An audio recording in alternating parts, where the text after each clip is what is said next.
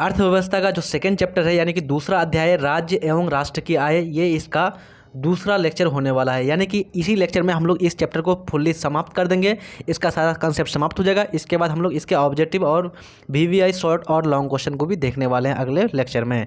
ठीक है, तो आइए सबसे पहले बात कर लेते हैं। पहला लेक्चर में हम लोगों ने क्या क्या जाना था, थोड़ा सा क्विक रिवीजन कर लेते हैं। उसमें हम लोगों ने बात किया था बच्चों आय, यानी कि कोई भी आदमी जो है मानसिक रूप से या शारीरिक रूप से किसी भी प्रकार से कार्य करता है जीविका के लिए, अपना जीवन जीने के लिए, तो उसको उसका क्या कहते हैं, आय कहते हैं। उसके बाद फिर प्रसिद्ध आय अर्थशास्त्री जो था रैगनर नर्कस साहब, उसके अनुसार जो है बहुत कुछ जो है गरीबी और गरीबी से संबंधित कुछ बातें कही गई थी। फिर उसके बाद जो है नेशनल इनकम जो है आपका राष्ट्रीय आय क्या होता है, इसके बारे में जाना था। फिर उसके बाद अब जो है शुद्ध कुल राष्ट्रीय आय यानी कि शुद्ध राष्ट्रीय आय नेट नेशनल इनकम के बारे में जाना था, और इस फॉर्मूला को मैंने इंपॉर्टेंट बताया था, जहाँ पर वाई जो है नेशनल इनकम है और सी जो है क्या है कंजम्पशन एक्सपेंस, और ये आई जो है आपका विनियोग यानी कि इन्वेस्टमेंट है। ठीक है, इसके बारे में जानने के बाद फिर हम लोगों ने इसको जाना था बच्चों की राष्ट्रीय आय की धारणा क्या क्या है। सकल घरेलू उत्पाद, कुल राष्ट्रीय उत्पादन यानी कि ग्रॉस नेशनल प्रोडक्ट है ना, जीडीपी जिसको हम लोग जानते हैं।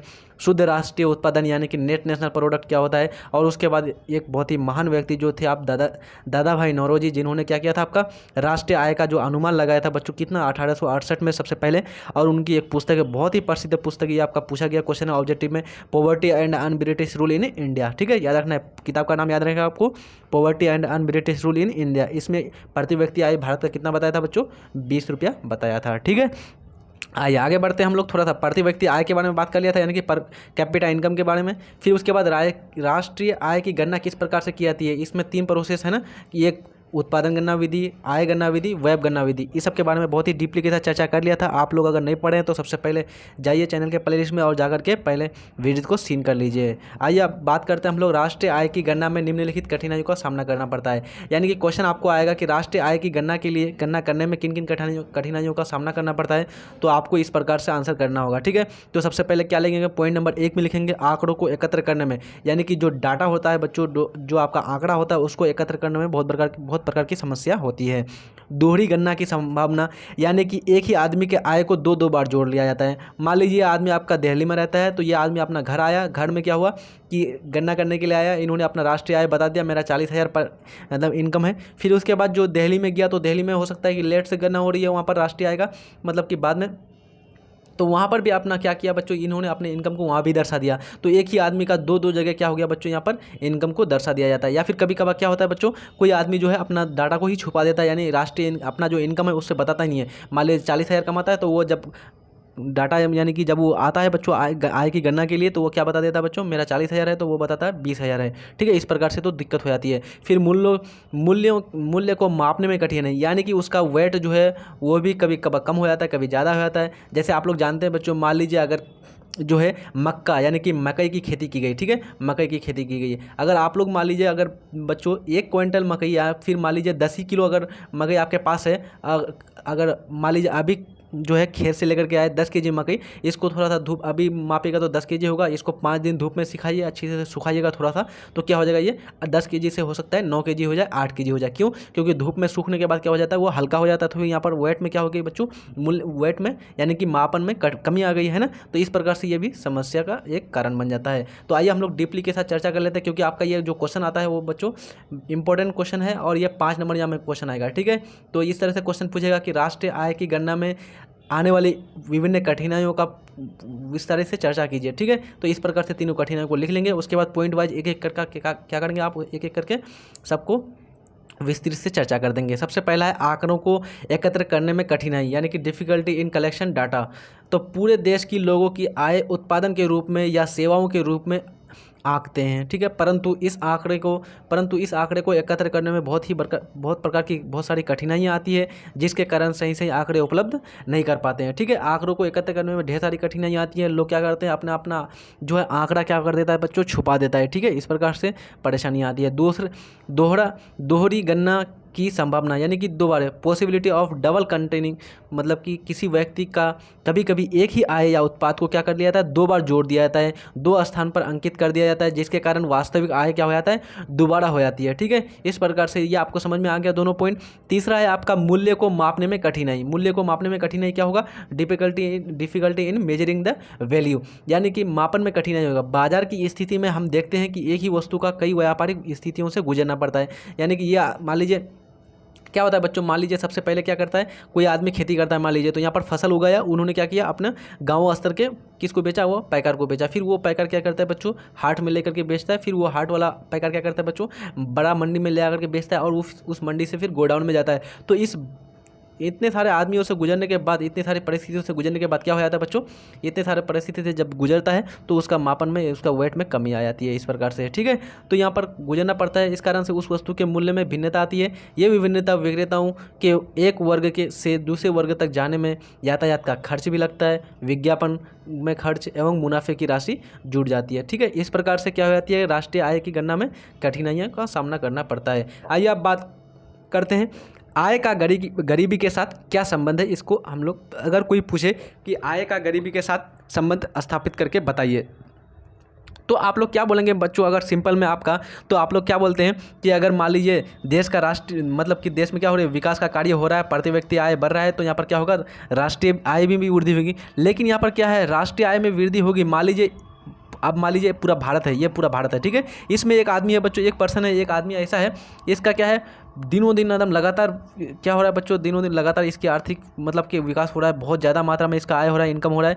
तो इस प्रकार से ये क्या होगा, राष्ट्रीय आय में तो उत्पादन, राष्ट्रीय आय में तो इसका जुड़ेगा, लेकिन एक ही आदमी का सिर्फ और सिर्फ यहाँ पर एक ही आदमी का क्या हो रहा है बच्चों, प्रॉफिट हो रहा है, एक ही आदमी को कमाई हो रहा है, बल्कि दूसरा जो है गरीब लोग, उसका फिर जो है प्रति व्यक्ति आय में कोई वृद्धि नहीं हो रही है। तो इस प्रकार से क्या होगा, उस राष्ट्र का विकास सही से नहीं हो पाएगा। तो विकास की क्रिया में राष्ट्रीय आय एवं प्रति व्यक्ति आय में वृद्धि हो रही है, तो गरीबों द्वारा प्राप्त आय में कमी नहीं होनी चाहिए। यानी कि अगर राष्ट्रीय आय एवं प्रति व्यक्ति आय में वृद्धि हो रही है, तो इसमें साथ साथ में किसका भी वृद्धि होना चाहिए, राष्ट्रीय आय, गरीबों का भी होना चाहिए। यानी कि गरीबी रेखा से नीचे, गरीबी रेखा में जो लोग आते हैं, उसका भी राष्ट्रीय आय में या प्रति व्यक्ति आय में वृद्धि होनी चाहिए। क्योंकि बढ़ी हुई आय का हिस्सा, सब हिस्सा अगर अमीरों के पास चला जाए, बहुत ही इंपॉर्टेंट सा पॉइंट है यहाँ पर कि क्योंकि बढ़ी हुई आय का सब हिस्सा अगर अमीरों के पास चले जाए, तो राष्ट्रीय आय में वृद्धि होते हुए भी संतुलित आर्थिक विकास नहीं हो पाएगा। यानी कि संतुलित, यानी कि बैलेंस नहीं हो पाएगा बच्चों।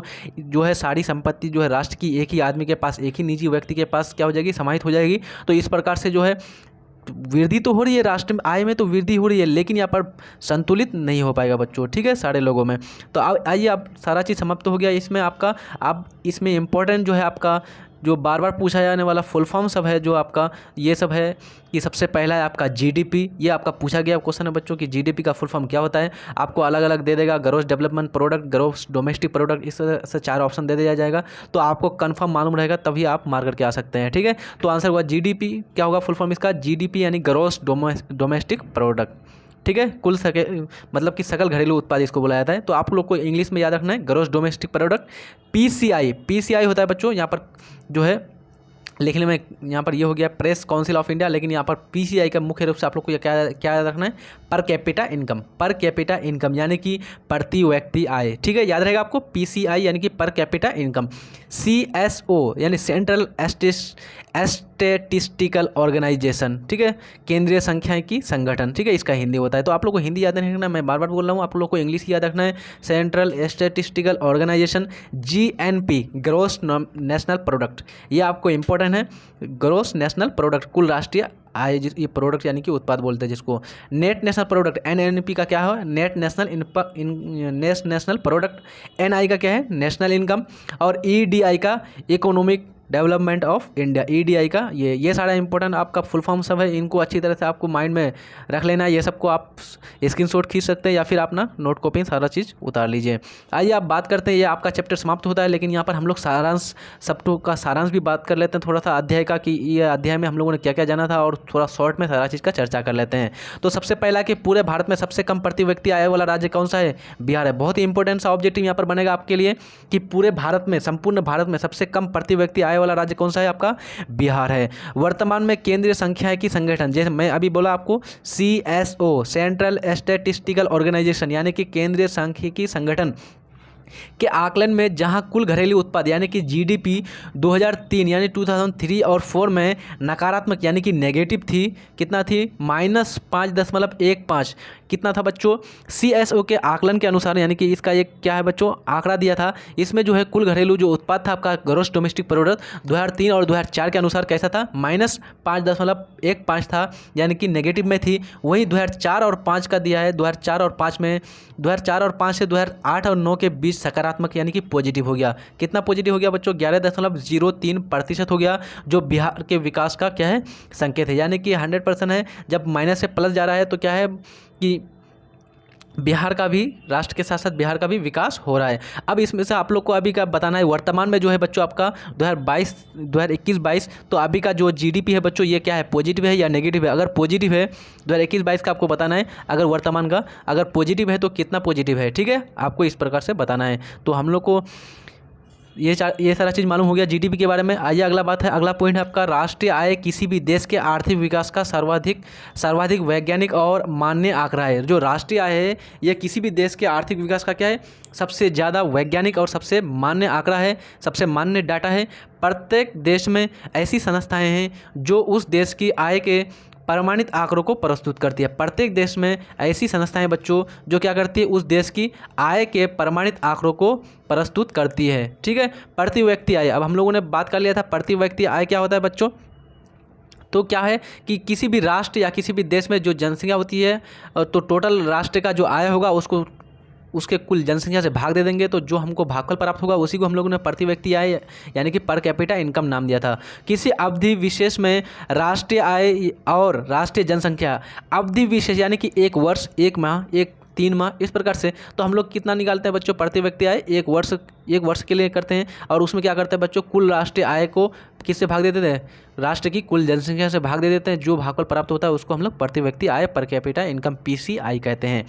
भारत में राष्ट्रीय आय की गणना के सर्वमान्य प्रमाणित संस्था केंद्रीय सांख्यिकी संगठन यानी कि सेंट्रल स्टैटिस्टिकल ऑर्गेनाइजेशन है, ठीक है। याद रहेगा आपको, ऑब्जेक्टिव के रूप में इंपॉर्टेंट है आपका कि राष्ट्रीय आय की गणना का सर्वमान्य जो आपका प्रमाणित संस्था है, प्रमाणित जो आपका संगठन है वो कौन सा है? आपका केंद्रीय सांख्यिकी संगठन, ठीक है। अगला पॉइंट आपका, भारत में राष्ट्रीय आय की गणना के प्रारंभिक प्रयास में सर्वाधिक चर्चित उद्योगपति कौन था? आपका दादाभाई नौरोजी, ठीक है। याद रहेगा आपको, दादाभाई नौरोजी साहब क्या थे? एक उद्योगपति थे आपका, और सन 1967 और 68 में अपने आंकड़े के अनुसार उन्होंने बतलाया कि भारत का प्रति व्यक्ति आय सन 1968 में कितना बताया था? 20 रुपये बताया था, ठीक है बच्चों। कितना बताया था? 20 रुपये, ठीक है। और उनका एक इंपॉर्टेंट सा किताब था, है ना, मालूम है ना आपका, British and poverty and un British rule in India, ठीक है। इसको याद रखना आपको। राष्ट्रीय आय के गणना के अनेक प्रयास किए गए, किंतु प्रसिद्ध अर्थशास्त्री डॉक्टर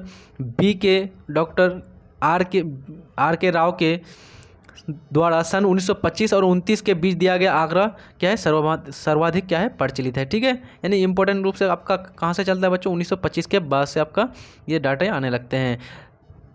सकल घरेलू उत्पाद, अगला पॉइंट आपका सकल घरेलू उत्पाद पढ़ा है। 1 वर्ष में उत्पादित समस्त अंतिम वस्तुओं तथा सेवाओं का कुल बाजार या मौद्रिक मूल्य उस देश का क्या कहलाता है? सकल घरेलू उत्पाद कहलाता है। हम लोगों ने चैप्टर का जो पहला लेक्चर था उसमें इन सारी चीज़ों का बात कर लिया था, इसलिए मैं यहाँ पर शॉर्ट में आप लोग को बता रहा हूँ। अगला पॉइंट है आपका कि राष्ट्रीय आय की गणना के आर्थिक दृष्टिकोण से उत्पादन गणना विधि और आय गणना विधि क्या है? सहज, वैज्ञानिक और व्यवहारिक है। कौन कौन सा गणना विधि बच्चों? एक है आपका उत्पादन गणना विधि और दूसरा है आपका आय गणना विधि। लेकिन हम लोगों ने 3 तरीकों को पढ़ाया था, एक उत्पादन और एक आय और एक व्यय गणना विधि। लेकिन ये आय और उत्पादन जो है ये ज़्यादा जो है आपका सर्वमान्य है, व्यवहारिक है, ठीक है।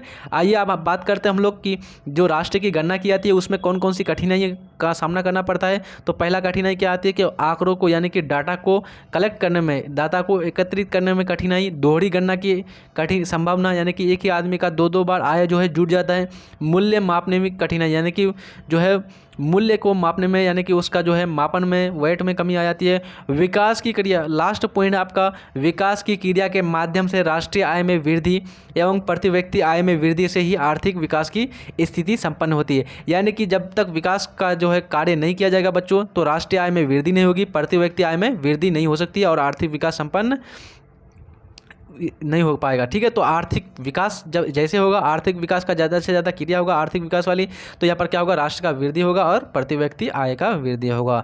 तो आई थिंक ये जो है चैप्टर आपको अच्छी तरह से सारा चीज़ कंसेप्ट समझ में आ गया होगा, किसी भी प्रकार की जो है आपकी समस्या नहीं रही होगी। तो अगले जो है लेक्चर में हम लोग इसके क्वेश्चन आंसर को करेंगे बच्चों, ठीक है, और उसके बाद फिर हम लोग इसके इकोनॉमिक्स यानी कि अर्थव्यवस्था का 3rd चैप्टर को स्टार्ट करेंगे। तो किसी भी प्रकार की समस्या नहीं होगी। अगर आप लोग नए हैं चैनल में तो सब्सक्राइब कीजिए बच्चों, और अन्य साथियों को अपना शेयर कीजिए, लाइक जरूर कीजिए, है ना, ताकि हम लोग क्या करें, आप लोग के लिए अच्छा से अच्छा मटेरियल आप लोग को प्रोवाइड कर सके और आप लोग बोर्ड परीक्षा में ज़्यादा से ज़्यादा मार्क्स जो है गेन कर सके। मिलते हैं नेक्स्ट वीडियो में, तब तक के लिए जय हिंद, धन्यवाद।